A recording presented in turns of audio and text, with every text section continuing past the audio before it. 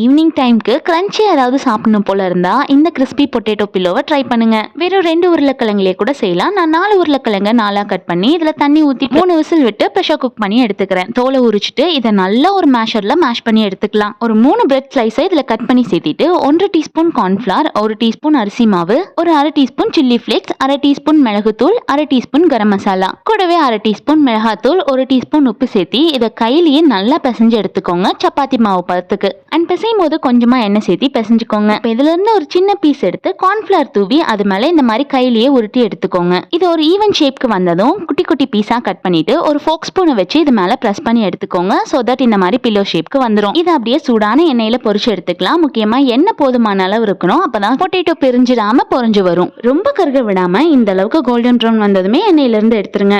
அவ்வளவேதான், ரொம்பவே tasty and கிறிஸ்பியான evening snacks ready. நல்லா ரெய்னி டைம்ல இந்த கிறிஸ்பி பொட்டேட்டோ பில்லோஸை மறக்காம ட்ரை பண்ணி பாருங்க. as well as வீடியோ பிடிச்சிருந்தா லைக் பண்ணிட்டு நம்ம சேனலை சப்ஸ்கிரைப் பண்ணிக்கோங்க.